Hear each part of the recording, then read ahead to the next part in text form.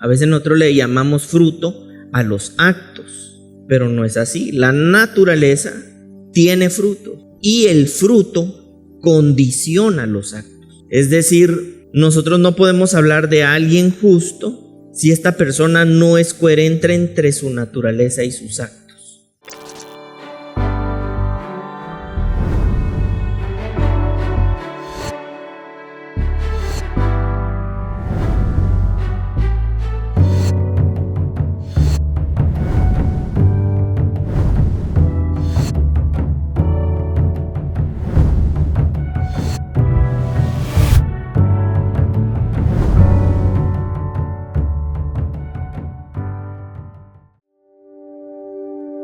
La que le hemos colocado por nombre la vida justa, y entre paréntesis la justicia o justicia de Dios. Para que podamos desarrollar esta enseñanza, primero yo quisiera que pudiéramos retomar un concepto que yo creo que algunos de los que estamos acá pues manejamos, y para eso quisiera que pudiéramos leer lo que significa la palabra justicia. Y la palabra justicia viene del griego diakaisine, que traducido al español significa veredicto judicial que produce aprobación de Dios. Es decir, la idea de la enseñanza del día de hoy es que podamos ver cómo la justicia de Dios se hace visible en aquellos que la reciben. Es decir, nosotros no podemos hablar de justicia de Dios en la vida de alguien siendo este alguien o teniendo este alguien una vida injusta. Nosotros no podemos hablar de la vida de verdad en la vida de alguien si en la vida de este alguien lo que hay es mentira o engaño. Nosotros no podemos hablar de el conocimiento de Dios en alguien o en su iglesia si no se tiene la vida de ese conocimiento. Es decir, nosotros aquí, como veíamos la semana anterior a esta, no estamos para acumular información y que eso en apariencia pueda servir como una manera de parecer que se conoce, sino realmente para que nosotros podamos ser un instrumento real de Dios. Entonces, cuando hablamos de la justicia, hacemos referencia al veredicto judicial que produce aprobación de Dios. Pero si quisiéramos empezarlo como a aterrizar un poco más, vamos a ver lo que significa la palabra justo. Es decir, no puede haber justo sin justicia. Inevitablemente toda justicia hace justo a quien lo recibe. Entonces, cuando nosotros leemos la palabra justo, viene del griego dikaios, que significa o que tiene una connotación que califica tanto a la persona como a Dios. Por eso lo que les iniciaba diciendo, es decir, entonces no podemos hablar de la justicia de Dios en una persona completamente injusta, porque si no, entonces ¿de qué estamos hablando? O tal vez solo estamos resonando, pero no necesariamente expresando. Y entonces dice aquí, en la escritura, justo es la persona coherente entre su naturaleza y sus actos. Es decir, cuando nosotros estamos hablando de sus actos, son aquellos que son visibles, pero estos actos son el resultado de que hay una naturaleza que tiene fruto. A veces nosotros le llamamos fruto a los actos, pero no es así. La naturaleza tiene fruto y el fruto condiciona los actos. Es decir, nosotros no podemos hablar de alguien justo si esta persona no es coherente entre su naturaleza y sus actos, ¿verdad? Por otra parte, entonces, si estamos hablando de que justo es aquella persona coherente entre su naturaleza y sus actos, es probable que lo contrario a eso sea una persona injusta. Entonces podríamos decir que una persona injusta termina siendo una persona que no es coherente entre su naturaleza y sus actos. Es decir, los actos de alguien están condicionados al fruto que esa persona tiene, no a lo que dice que tiene, ¿verdad? Es decir, Jesús le decía a sus discípulos que tuvieran cuidado de los escribas, porque eran muy buenos en saber, pero muy malos en vivir. Entonces, básicamente lo que Jesús estaba señalando era que había una carencia de la vida, de la naturaleza y por lo tanto del fruto y evidentemente de los actos. Es decir, nuestras obras evidencian la naturaleza y el fruto que se ve reflejado en nuestros actos. Es decir, no podemos hablar de alguien que ha recibido la justicia de Dios si no es coherente entre su naturaleza y sus actos. Es decir, el justo tiene una conducta de acuerdo a los valores eternos y por supuesto preserva también los humanos, ¿verdad? Es decir, no puede haber alguien que en lo eterno esté de alguna manera de acuerdo a los valores eternos y en la vida práctica manifieste todo lo contrario, ¿verdad? Es decir, la preservación en esta vida humana es el resultado de que esta persona en el plano eterno tiene una conducta en entendimiento y en coherencia de la vida que tiene en el Señor. Entonces vemos lo que dice la carta a los Filipenses 1:27. Solamente que os comportéis como es digno del Evangelio de Cristo, para que, o sea que vaya a veros o que esté ausente, oiga de vosotros que estáis firmes en un mismo espíritu, combatiendo unánimes por la fe del Evangelio. Es decir, esta palabra solamente nos hace referencia a que es la única forma, es la única vía, solamente. Es como cuando alguien dice únicamente, ¿verdad? Es decir, el solamente hace referencia a que hay una única forma o manera, y esta es que sea de acuerdo, o sea digna de acuerdo al Evangelio de Cristo.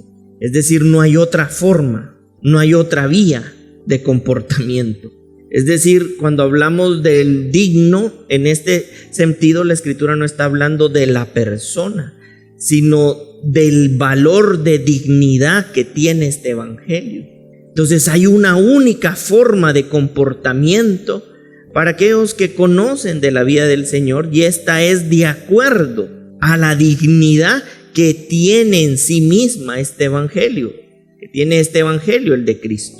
Y entonces aquí dice Pablo algo, ¿verdad? Para que ya sea que los vaya a ver o esté ausente, oiga de vosotros que estáis firmes. Es decir, en la presencia y cuanto no más en ausencia. En la presencia de alguien uno puede parecer muy correcto, pero la pregunta es cuánto más debería ser realmente en la ausencia. Es decir, la ausencia comprueba realmente la naturaleza de alguien. Entonces el apóstol Pablo claramente está diciendo, ya sea que yo vaya a verlos o esté ausentes, oiga, y ustedes están comportando únicamente como es digno del Evangelio. Y el Evangelio de Cristo tiene que ver con un Evangelio que es justo. Entonces dice, y que oiga de vosotros que estáis firmes.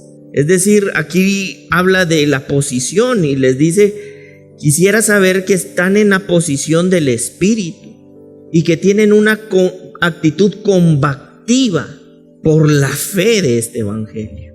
Nosotros a veces confundimos la gracia y la confundimos porque hablamos de la gracia sin hablar de la responsabilidad de esta, sin la gestión de esta. Cuando Dios le da a la iglesia la gracia, también les dice, y que el administrador, el gestor de esta gracia sea hallado fiel. Es decir, la fidelidad es un rasgo del carácter de la naturaleza. Por eso el justo actúa coherentemente de acuerdo a su naturaleza, así son sus actos. ¿Sí me estoy explicando? Entonces, que esta sea la única manera que se comporte la iglesia, de tal manera que sea digna, que se dignifique, que se haga visible que se participa de este Evangelio, ya sea en la presencia o en la ausencia. Y esto se podrá comprobar si estás en la posición del Espíritu combativa por la fe de este Evangelio. No solamente en debatir, ¿verdad? A mí me gusta debatir. Y hasta la Escritura dice, o sea, no entres a debates de no ser necesario. Bueno, a mí me gusta y le gané a aquel, le dije que... Pero con la vida, tal vez la gente no recibe la coherencia o el mensaje de justicia. Entonces, podríamos estar hablando mucho, pero como hemos visto también, el elemento de convicción de los apóstoles era la vida, no solo la manifestación en la predicación. Eso ya lo dice la Escritura, que tenían denuedo y se notaba que Dios estaba ahí en ellos. Pero la vida en los apóstoles, en la comunidad, era digna del evangelio que predicaban. Es decir, era visible que eran portadores, una expresión visible del evangelio, de la justicia de Dios. Entonces, aquí debemos entender que el pecado tuvo un daño colateral en dos aspectos principalmente. Uno, en nuestra comunión con Dios, y dos, en la comunión con las personas. Se los vuelvo a mencionar. El pecado desde la caída tuvo un daño colateral en dos aspectos principalmente. Uno, en nuestra comunión con Dios, y dos, la comunión con las personas. Ahora bien, vamos a tratar de abordar y ver la justicia desde dos aspectos, principalmente estos dos en esta ocasión. Uno, el de nuestra comunión con Dios, y dos, la comunión con las personas. El que tiene que ver con la comunión con Dios necesariamente habla de la justicia de Dios. Es decir, en este aspecto, la vida de Dios en ese sentido resuelve inmediatamente este daño, al igual que el de las personas. Esa es una obra inmediata, porque a veces nosotros entendemos, sí, que el evangelio es progresivo, pero vamos a darnos cuenta a través de la Escritura que cuando se recibe la justicia, inmediatamente resuelve en estos dos aspectos el daño que causó el pecado, en nuestra comunión con Dios y en la comunión con las personas. Y para eso vamos a ir a Lucas capítulo 19, versículo 1. Dice: habiendo entrado Jesús en Jericó, iba pasando por la ciudad, y sucedió que un varón llamado Zaqueo, que era jefe de los publicanos y rico, procuraba ver quién era Jesús, pero no podía a causa de la multitud, pues era pequeño de estatura. Y corriendo delante subió a un árbol sicomoro para verle, porque había de pasar por allí. Cuando Jesús llegó a aquel lugar, mirando hacia arriba, le vio y le dijo: Zaqueo, date prisa, desciende, porque hoy es necesario que pose yo en tu casa. Entonces él descendió a prisa y le recibió gozoso. Al ver esto, todos murmuraban diciendo que había entrado a posar un hombre pecador. Entonces Zaqueo, puesto en pie, dijo al Señor: he aquí, Señor, la mitad de mis bienes doy a los pobres, y si en algo he defraudado a alguno, se lo devuelvo cuadruplicado. Jesús le dijo: hoy ha venido la salvación a esta casa, por cuanto él también es hijo de Abraham. ¿Cuánto tiempo le llevó a Zaqueo resolver su comunión con Dios y con las personas? Esto es progresivo, no, fue inmediato. Tan inmediato que Jesús le dijo: es evidente que tú fuiste salvo y los de tu casa. Es decir, la justicia en ese sentido y en estos dos aspectos resuelve inmediatamente el daño: la comunión con Dios y la comunión con las personas. El ejemplo claro de esto fue que entonces Zaqueo abre los ojos, reconoce a Dios, pero también reconoce el daño hacia las personas. Tanto así que les dijo: cuadruplicado les voy a devolver lo que he robado. ¿Sí me estoy explicando? La justicia de Dios resuelve el daño en estas dos esferas de manera inmediata. Incluso podemos ver, entonces, en esta misma línea de lo que les estoy hablando, es que vemos el caso de Zaqueo. Y la palabra dique significa poder mirar a Dios sin deuda. Es decir, dique viene de las palabras griegas de dikaios, diakosiné, ¿verdad? De la palabra justicia, que significa poder mirar a Dios sin deuda. Es decir, este asunto Dios lo resuelve inmediatamente. Entonces debemos entender ahora que la justificación en Cristo, aunque resuelve en estos aspectos de manera inmediata, no resuelve toda la situación en cuanto a lo que nosotros vamos a ir entendiendo y vamos viendo. Es decir, uno, la justicia divina que Dios da fundamentalmente, básicamente, resuelve en estos dos aspectos a nosotros recibir a Dios por medio de Jesucristo. Pero ahora hay un punto 2. Hay una vida justa que se relaciona con nuestro caminar diario y con el gobierno de Dios en nuestra voluntad. Es decir, la justicia divina que se da fundamentalmente, la justicia divina se da por fundamentalmente estar en Dios a través de Jesucristo. Y esa fue la que vimos en Zaqueo, que se resolvió. Pero una vida justa se relaciona con nuestro caminar diario y con el gobierno de Dios en nuestra voluntad. Por eso el apóstol Pablo, en la carta a los Filipenses 1:27, dice: solamente que os comportéis como es digno del evangelio. Es decir, aquí está hablando de una vida justa que se relaciona con nuestro caminar diario y con el gobierno de Dios en nuestra voluntad. ¿Sí estamos viendo esto? La justicia de Dios resuelve inmediatamente las dos primeras esferas que nosotros vemos, pero la vida justa se relaciona con nuestro caminar diario y visiblemente por el gobierno de Dios en nuestra voluntad. Es decir, que nosotros no podemos entender la justicia de Dios desde un aspecto únicamente que está en Dios sin que esté presente en su iglesia. Es decir, que si la nación santa de Dios comprende, reconoce y resuelve en el Señor este entendimiento por medio de Él, entonces seguramente se levantará una generación que experimentará esta vida justa y que lo hará visible por medio de su expresión horizontal en esta tierra. Y de ser así, entonces estaremos ante un acontecimiento histórico, de acuerdo a lo que Dios ha dicho. Porque no es una iglesia que entiende de justicia como una nube voladora sin que se haga visible la justicia de Dios en una vida justa. Uno de los grandes problemas de la iglesia es precisamente que la gente se pregunta si hay justos.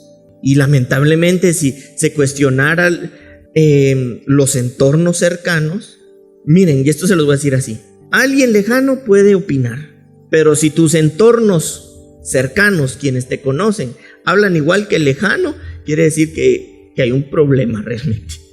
Pero si tus entornos cercanos pueden testificar de tu vida, iglesia, familia, gente muy cercana, pueden testificar de una vida justa, aunque aquel de repente de la nada diga: bueno, entonces es probable que sea una percepción de alguien que no conoce. Pero si los cercanos son quienes tienen esa percepción, ese sí es un signo de alarma, porque sí te conoce. ¿Sí me estoy explicando? Estamos hablando de la justicia de Dios, pero también estamos hablando de la vida justa que se da, que se relaciona con nuestro caminar diario y el gobierno de Dios en nuestra voluntad. Y si fuéramos sometidos, que no es así, ¿verdad? Bueno, y para conocernos se pudiera cuestionar a nuestro entorno más cercano, ¿qué diría nuestro entorno más cercano? A veces es mentiroso, es un injusto, es un ladrón, no confías, ten cuidado, anda, alejate, corre, huí, escondete, por favor, no aparezcas. O podrían decir, como todos pueden tener errores, pero tiene una expresión de una vida justa. A eso se le conocen como testigos. Testigo no es aquel que le cuentan, testigo es el que presencia. Y a veces queremos silenciar a los testigos, pero los testigos testifican de acuerdo a la vida. Entonces ahí es donde debemos preguntarnos: la expresión de la vida que tenemos ¿está de acuerdo a lo que dice el apóstol Pablo? Solamente que os comportéis como es digno del evangelio de Cristo, únicamente de esta manera. O los más cercanos hablan peor que los más lejanos. Entonces, si hay una generación que entiende esto, seguramente está presente se hará presente la iglesia en un momento histórico. La iglesia de los apóstoles primitiva era por el testimonio, la realidad de vida que manifestaban, hacía que otros creyeran. Dice la escritura en el libro de los Hechos, y Dios entonces así añadía a los que debían ser salvos. ¿Pero por qué? Porque podían ver la vida, vivían en comunidad. Ahora aquí a veces ni se sabe dónde están ni qué se está haciendo. En ese tiempo habían testigos, toda una comunidad, y de repente uno de la comunidad ve a aquella persona y lo ves haciendo caer ni qué, y hasta se acerca después a los de la comunidad. Mira, ya que él sigue cristiano. Esos son los cuestionamientos. Es decir, cuando hablamos de una vida justa, no solo hablamos desde el concepto, sino de la vida de Dios que se está multiplicando en su iglesia, que somos nosotros.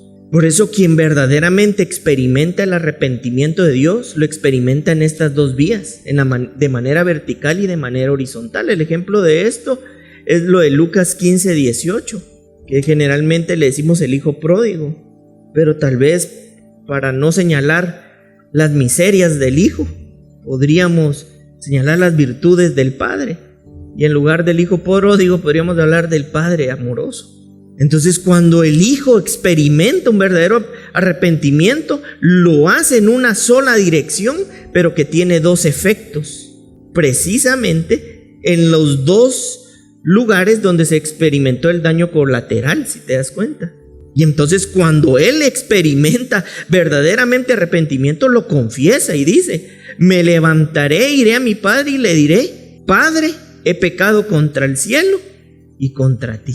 Nos damos cuenta de esto, es decir, cómo la operación de la justicia de Dios resuelve inmediatamente la relación con Dios y resuelve la relación con las personas. La declaración en esta parábola no es solo contra el cielo. Y mira, y tú, dice: he pecado contra el cielo y he pecado contra ti. Es decir, cuando nosotros entramos entonces por la gracia de Dios y por su Espíritu Santo en la justificación de Dios, el arrepentimiento se resuelve en una única vía con un efecto colateral, con Dios y hacia las personas. No, yo no pido perdón, ¿por qué no estás arrepentido? Así es sencillo. Porque si gana el orgullo más que el arrepentimiento, sigue habiendo una operación notoriamente visible del alma, más que la obra del Espíritu, cambiándonos por medio de su justicia y resolviendo el problema de primera mano, que es contra Dios y es contra las personas. Acán, por mencionar a alguien, tuvo un problema no solamente consigo mismo. Murió él, se llevó toda la familia y a toda una iglesia consigo mismo, todo el pueblo de Israel. Sí lo estamos viendo. Es decir, es importante entender que una gran parte de esto tiene que ver con el evangelio de la gracia de Dios y su justicia, pero otra, la gestión dinámica de la justicia eterna en nosotros, en todos los órdenes de la vida. O tú te imaginas a alguien recibiendo la justicia de Dios, va a mentir. Como tampoco le imaginamos a alguien recibiendo la justicia de Dios siendo un gran mañoso o un gran ladrón. Este tiene la justicia de Dios. No, diríamos: ¿será que abre mis ojos, Señor? ¿Qué estoy? ¿Será que este es el diablo encarnado o el verbo encarnado? Amén. El verbo encarnado sí, ¿verdad? El diablo encarnado no. Es decir, cuando nosotros no logramos dimensionar la operación de la justicia de Dios, pues evidentemente no comprenderemos que la justicia de Dios está implicada en nuestro diario vivir y cómo el gobierno de Dios está realizando su voluntad en nuestra voluntad. Por eso el perfecto equilibrio no es decir todo depende de Dios o todo depende del hombre, sino es la combinación perfecta donde la iglesia entiende cuál es la obra de Dios y cuál es la gestión de la iglesia. Miren lo que dice Romanos 1:17. Porque en el Evangelio la justicia de Dios se revela por fe y para fe, como está escrito, mas el justo por la que fe vivirá. Es decir, vivir en justicia promueve nuestro espíritu de fe. Lo vuelvo a repetir, vivir en justicia promueve nuestro espíritu en la fe. En otras palabras, también el Evangelio, la idea de lo que está diciendo aquí es el Evangelio de vivir en fe, pero también contagiar fe. Es decir, ¿cuánto tiempo de pronto ha pasado sin que incluso la gente no note que somos hijos de Dios? No en la iglesia, ¿verdad? Bueno, ya llegamos a ese extremo, es otro. Pero, ¿y en los entornos? Porque quien está en justicia, vivir en justicia promueve el espíritu de fe. Es decir, es el evangelio de vivir en fe y contagiar fe. Yo no sé, pero si ustedes se recuerdan, en el Antiguo Testamento se dice que a Abraham, por lo que creyó, se le tomó por justicia. Y podríamos preguntarnos por qué. Y una de las respuestas tal vez podría ser, o dos de las respuestas, bueno, en una misma línea esta respuesta podría ser que tuvo una actitud de acuerdo a la moral de Dios, Abraham. ¿Y cuál fue esa actitud de acuerdo a la moral de Dios? Su obediencia.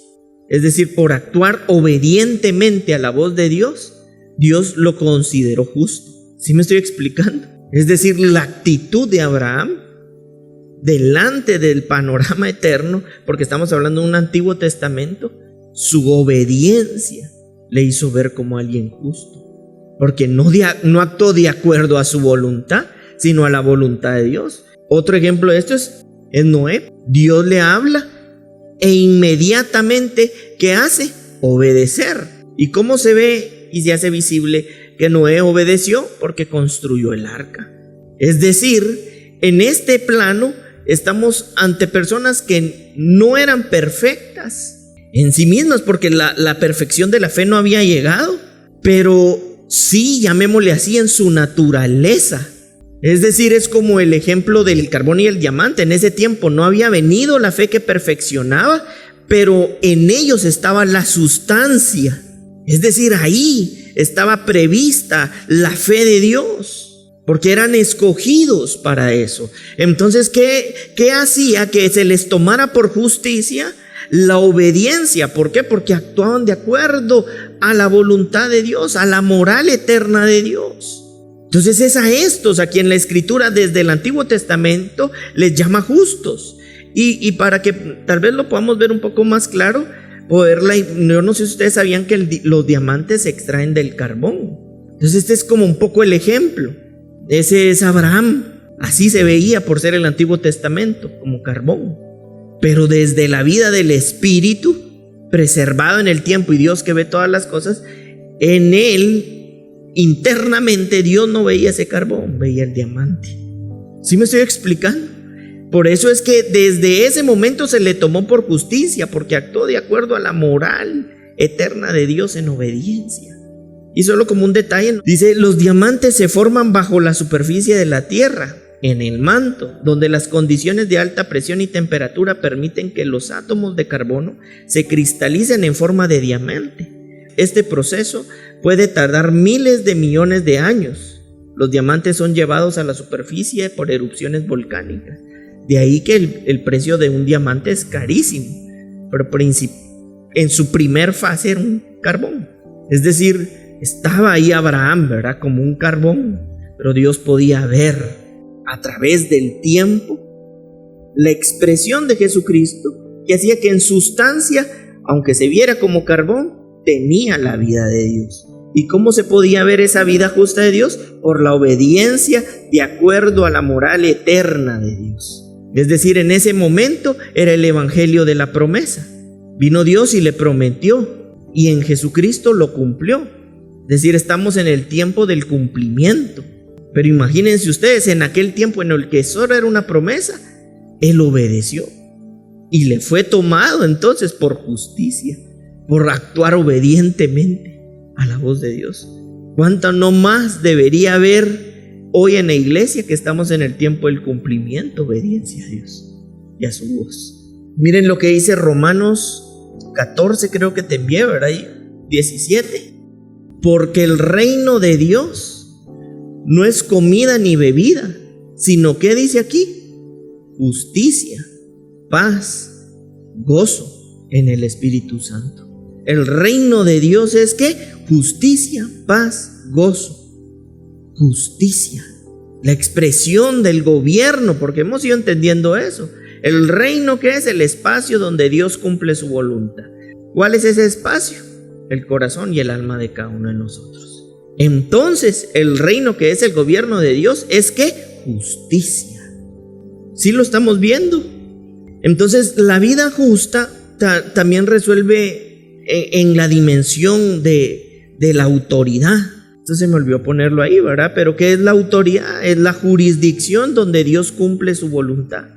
¿Y cuál es este lugar? Su propósito. Es decir, la vida justa y la autoridad no están en conflicto. Porque si entendemos que la justicia es un veredicto judicial, la pregunta es ¿quién es quien puede realizar un veredicto judicial?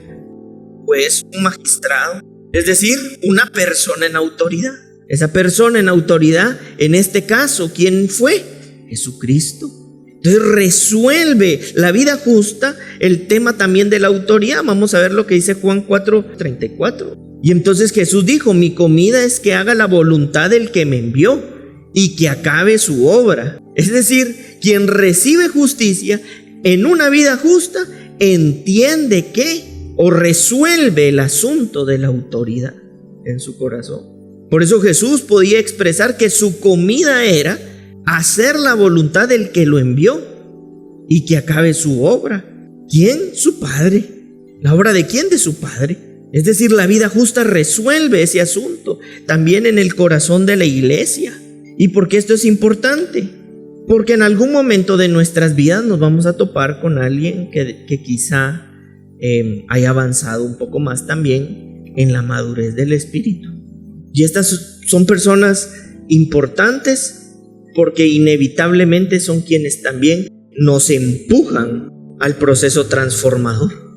Entonces ya no vemos desde el escenario de la victimización, sino de una vida justa que necesita ser transformada cada día más al diario vivir del gobierno de Dios en nuestra voluntad. Miren lo que dice Juan 4:35, el Evangelio de Juan 4:35. ¿No decís vosotros, aún faltan 4 meses para que llegue la siega? He aquí yo os digo, alzad vuestros ojos y mirad los campos, porque ya están blancos para la siega. Y vamos a leer inmediatamente Mateo 9:37, donde dice, entonces dijo a sus discípulos, a la verdad la mies es mucha, mas los obreros pocos. A veces nosotros vemos esto solamente como el alcanzar a otros. Pero ¿y qué si Jesús estuviera hablando de que faltan obreros con fruto, con el fruto del Espíritu? Es decir, que puedan tener una expresión de justicia, porque hay mucha necesidad, pero pocos son los obreros que tienen la expresión del fruto de justicia. Entonces también dice la Escritura, alcen los ojos porque ya está lista para que se dé el fruto. ¿En quiénes?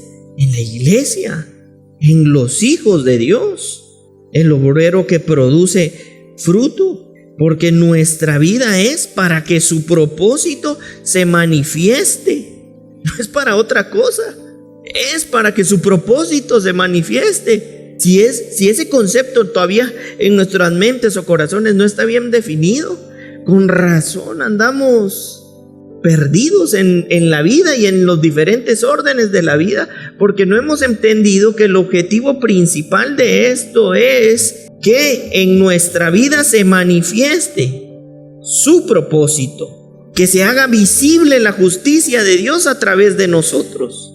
Es lo que dice el Salmo 89:14. Y dice, justicia y juicio son el cimiento de tu trono, misericordia y verdad van delante de tu rostro.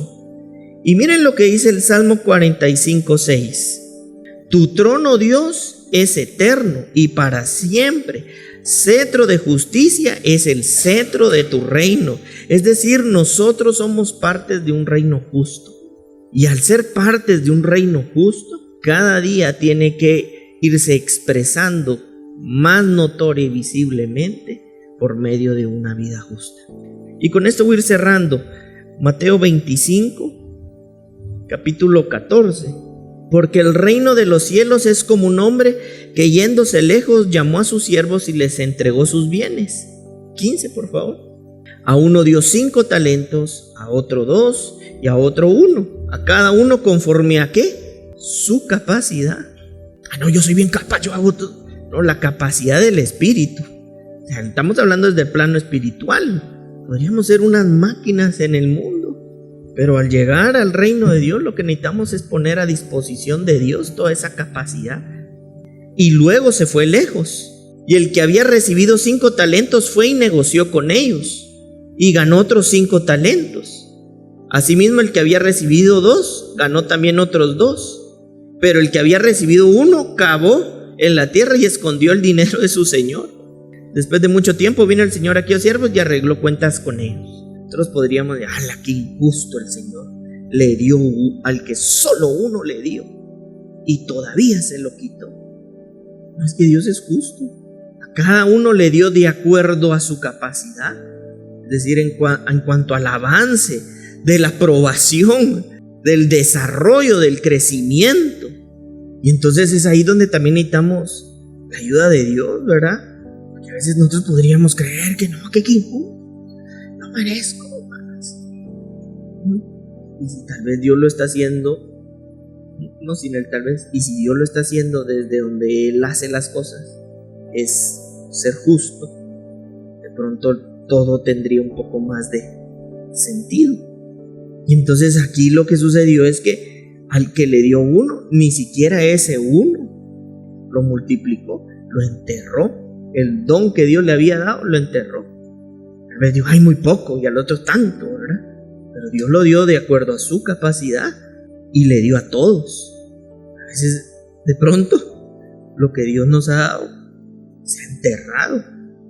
La vida en justicia se ha enterrado. Y en lugar de dar el fruto de acuerdo a lo que Dios nos ha dado, pues se esconde, ¿verdad?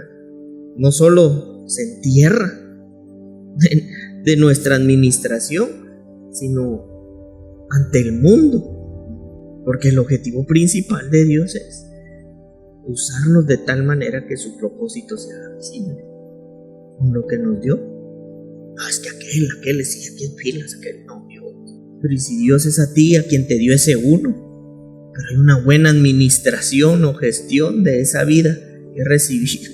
Dios no es injusto, pero que hemos hecho de acuerdo a la vida que hemos recibido en este propósito. Creo que es importante que como iglesia entonces podamos darnos cuenta de la necesidad de abrir nuestros ojos a esta vida justa, esta justicia divina, pero a la expresión de esta justicia en la vida de la iglesia. ¿O no? En estos días, hoy realmente cuando venía para acá me ponía a pensar en algo, ¿verdad?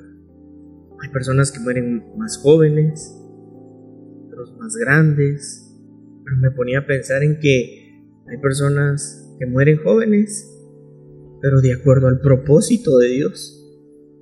Y entonces yo decía, quizá esa vida, aunque joven, fue más productiva y efectiva que una vida 80, 90 años sin poder ser usada por el propósito de Dios. Es decir, ¿qué sería mejor?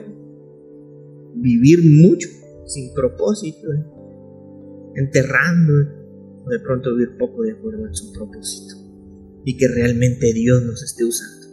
Tal vez Dios no necesariamente te va a usar exactamente igual a otro, pero Dios te usa de acuerdo a la capacidad de desarrollo que Dios ha visto.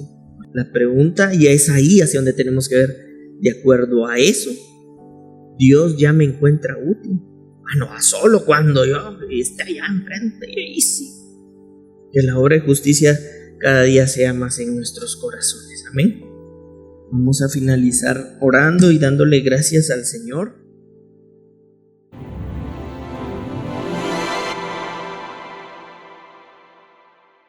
Gracias por vernos. Si este mensaje te edifica, suscríbete y dale a la campanita para no perderte nuestros próximos videos. Somos Casa de Fe, una casa de vida y propósito. Te invitamos a que te unas a nuestra familia y juntos seamos transformados.